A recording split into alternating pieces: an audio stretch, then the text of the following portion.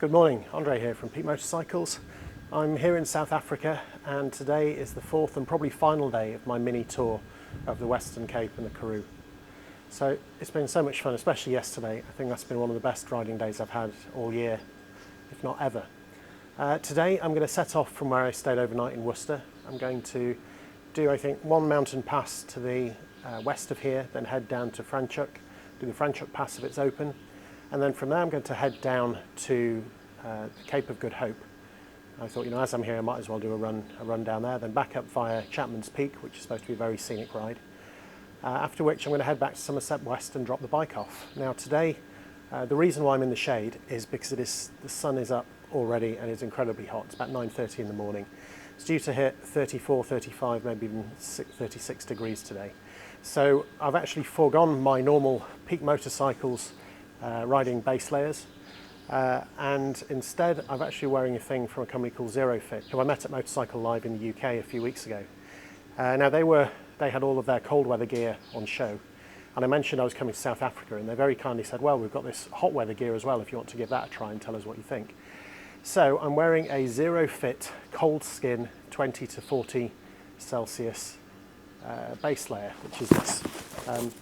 It's very tight fitting, which if you've got a figure like mine isn't the best look ever, but I'll be keeping my jacket on, so hopefully that won't cause too much trouble. When you actually touch the fabric, it feels cold to the touch, so I think it's a very conductive fabric. So that I thought was kind of cool. I mean, I tend not to do things just because somebody asks me to, but if there's something I think might be useful and something I would actually use, then I think to do a review like this, especially when I've been wearing my own base layers yesterday and the day before, where it was also pretty hot, then I've got something to do a direct comparison with. So first thoughts when I put it on is it's very tight fitting, and I'll be honest, I felt kind of warm with it on, which I've never noticed before with the other ones. Now that might just be because it's tight fitting. It might be that the conduction actually works better when you get moving. But let's see how we go. I'm going to be wearing it all day today. It's going to be the hottest day of the trip, probably a couple of degrees warmer than yesterday. So I'm just going to see how it goes. We'll give you my honest opinion at the end of it, and we'll see where we are. Right then, time to get on the road. Right then, here we go. This is the fourth and final day of my tour of South Africa, mini tour of South Africa, just the bottom bit really. Just heading out of Worcester now, and 372 kilometres, as I'll get in shortly after 4. So the first thing I'd say is that now I'm actually moving and I've got all the vents in my mesh jacket open, is I can feel what the Zerofit layer is doing, and I'm feeling certainly much more of a feeling of cold than I would have done with my other base layer. Now I don't know if that's just because I was warmer to begin with and now it's cooling me down, or whether it's because it's doing something magic with the fabric. Like I said, I think it's very conductive, so maybe if you've got airflow over it, it doesn't have to be right where you need it and it's bringing it from somewhere else. I don't know. Anyway, I will wear it for the day and let you know what I think. So I've just been riding for 15 minutes and the temperature is now 28, it took 29 a moment ago. Just on a fairly fast road, so I've got a lot of airflow through my jacket. And what I am noticing with this Zerofit base layer is that actually I almost feel a little bit cold. I've worn one of those hyper cool vests before that you soak in water, and then it's the evaporation from that keeps you cold. And while they do work when it gets really hot, I also find that they are rather clammy, which isn't always a great feeling, especially when it's weather. So yeah, 28 degrees, I actually feel cold wearing this base layer, which I wouldn't with my own. I think that's a good thing. I think that's what it's supposed to do. But actually I almost feel like if I had some of my vents closed, I would just be at a more comfortable temperature. But it's definitely doing what it says. If I could maintain this sort of cool feeling all day, then I would say it's doing exactly what it's supposed to do. So I'm taking a left turn off the R43 now, and I'm heading onto a road called the Bains Kloof Pass. So let's see what this one is like. It's the R301.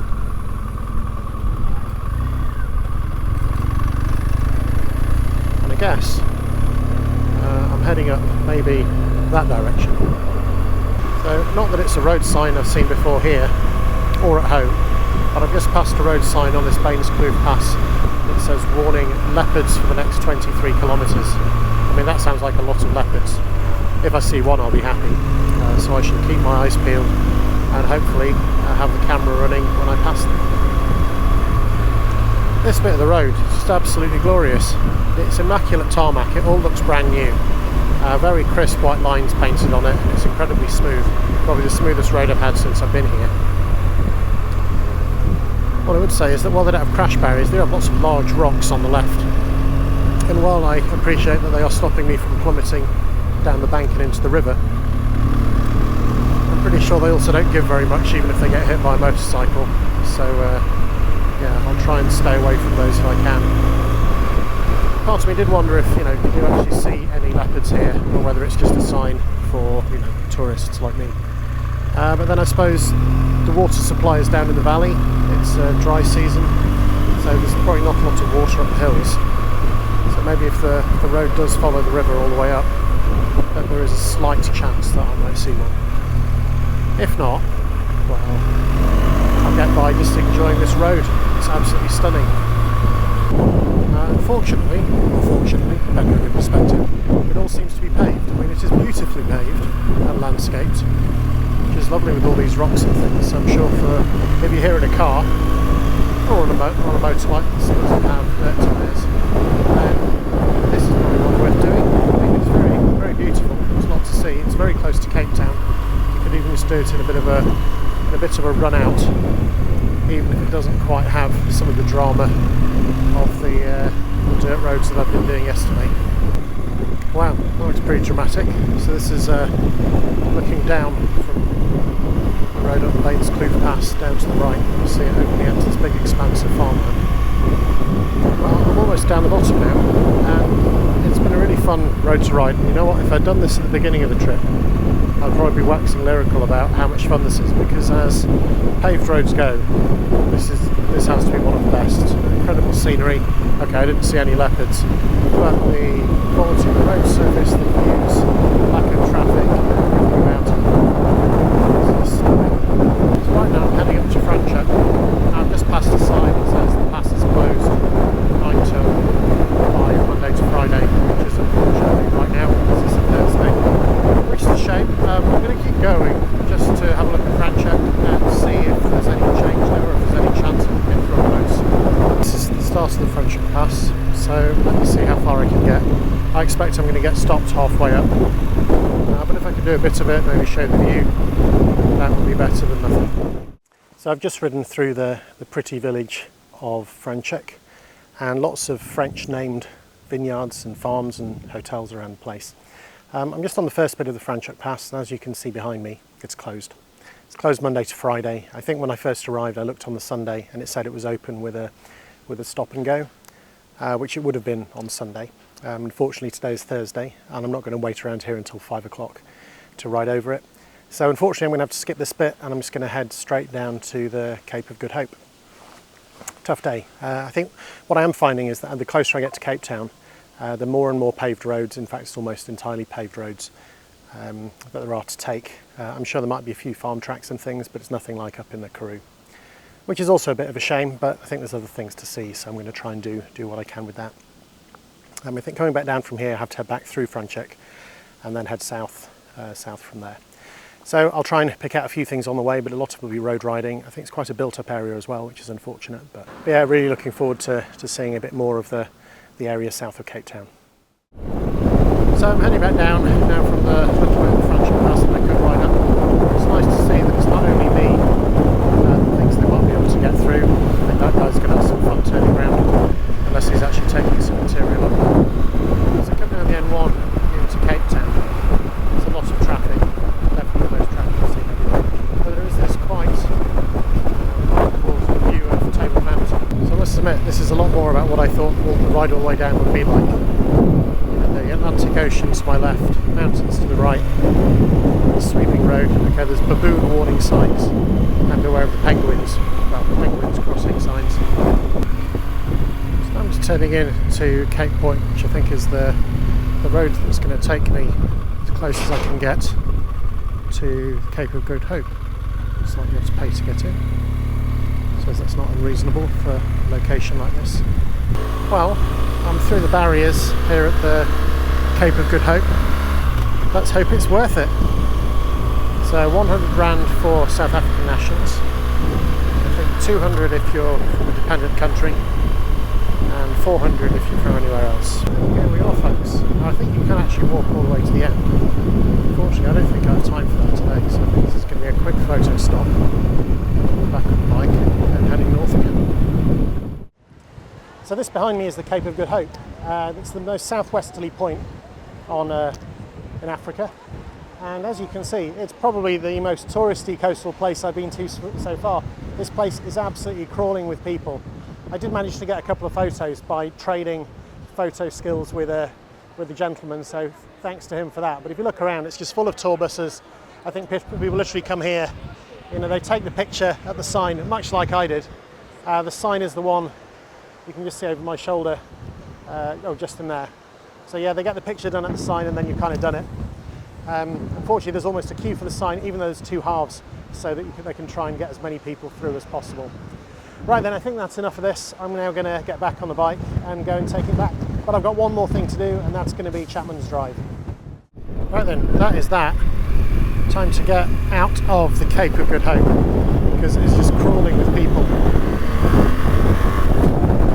I see some baboons doing their thing by the side of the road. Loads of them down there on the farm track. So let's check out Chapman's Peak. Yeah, 40 rand to take a motorcycle, but also there's no buses, no trucks. So I'm hoping this will all be great. It really is quite spectacular. Yeah, it's right on the edge of the ocean. It's the Atlantic Ocean. And there to my left, you can see those nets above to catch falling rocks. There, it's repairing. But yeah, wow, it's certainly sticking with the coastline. This bit up here, looking straight up, you can see why they've basically covered it. I think that's so that the rocks fall down into the sea. Right then, that's it. That's the end of Chapman Peak. As you can see ahead of me is Table Mountain, shrouded in clouds. Hopefully it's not like that on Saturday when I go up. We shall see. At least it's nice to be back out in the sunshine. Right then, I'll probably record a little bit before I get back.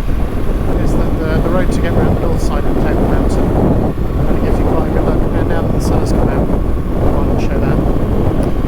One other thing I want to say about the temperatures was it was 33 degrees inland.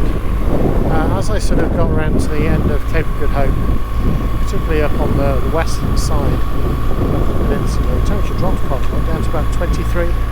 It's now to 24.5. It's climbing again as I'm back in the sunshine and heading towards Cape Town.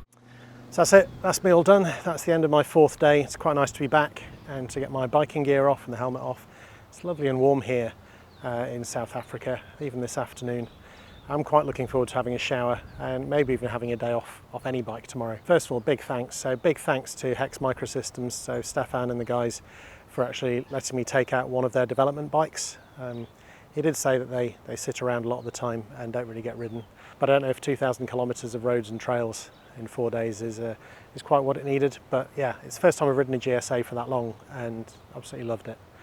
So yeah, that's me all done. I'll try and get these videos published. As for the Coldskin, it was great when there was wind. In fact, when I could get my jacket venting and blowing through, it was nice and cool.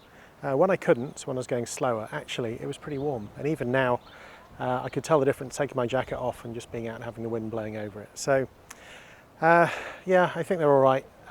Would I replace my other ones? Maybe not. Otherwise, thanks very much for watching. I hope that's been interesting and useful, and maybe I'll see you next time. Cheers.